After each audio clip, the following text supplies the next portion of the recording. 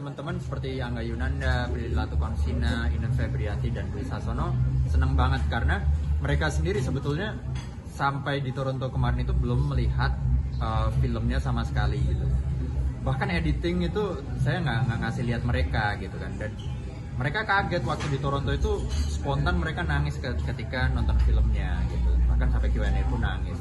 Dan mereka tuh sangat nggak sabar untuk nge-share ini ke keluarganya, ke teman-temannya, dan ke masyarakat Indonesia gitu. Karena kalau penonton di Toronto aja semua pada relate dengan ceritanya gitu tentang keviralan, tentang media sosial, bagaimana dengan masyarakat Indonesia yang latar belakang filmnya aja di sini gitu, yang dimana kita keviralan, medsos, terus diminta untuk memberikan statement, diminta untuk memberikan sesuatu dari netizen, begitu tuh sangat akrab dengan kehidupan media sosial kita.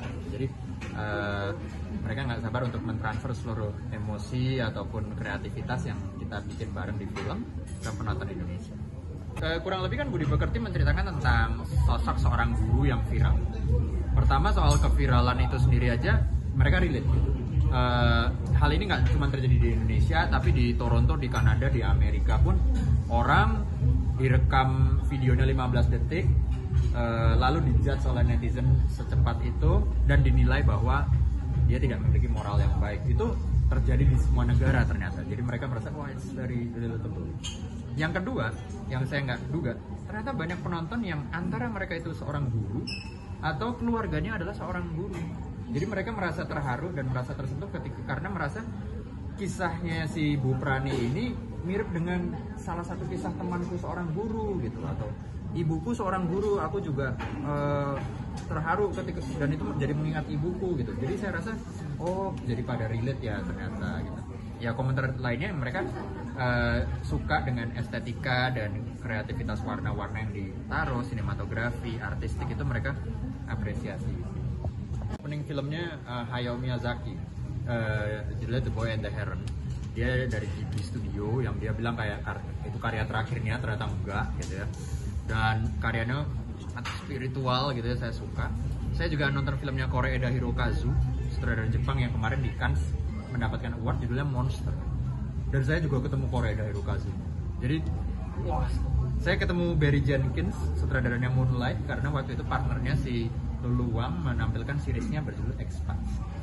Jadi festival itu yang saya selalu kagumi, kesempatan ketemu orang-orang yang jadi mentor-mentor saya ini gitu. Mereka semua ini mentor saya dari zaman kuliah, saya melihat filmnya gitu, dan sekarang bisa bertemu, menyaksikan mereka diskusi gitu. Jadi dan Toronto itu sangat hangat, nggak sangat membedakan kelas, misalnya kayak segmen kompetisiku ini, kamu ini, terus kita nggak bergaul, nggak. Mereka sangat chill ya, mereka sangat hangat dan kita kayak merasa disambut gitu. Ditayangkan di Mesir itu, atau mau nggak ditayangkan di Brazil gitu-gitu. Jadi festival-festival ini melihat pertama film Budi Pekerti kan di Toronto, terus mereka menawarkan untuk tayangin di festivalnya mereka atau di bioskopnya mereka. Ada yang ngajakin untuk kayak, ini udah ada yang megang rights distribusi di Eropa belum? Jadi belum gitu. Nah gitu-gitu, jadi bersyukur deh. Nah, dari arahnya ke negara mana?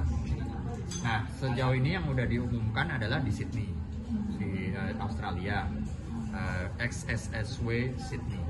Ada 5 festival lain yang sudah memberikan kabar positif, tapi saya belum bisa mention festivalnya. Nah, itu akan aku ceritain di pertengahan Oktober. Jadi itu kalau yang non festival ini masih progress on dealing. Satu hal yang aku bawa pulang tuh, sekarang film itu udah berkembang menjadi memiliki genre. Genre itu gini, kan ada genre western, ada genre sci-fi, genre thriller gitu, horror gitu. Dan masyarakat internasional, Hollywood, Eropa, Asia itu udah mulai menggunakan berbagai macam genre ini untuk menceritakan sesuatu hal yang filosofis, yang penting.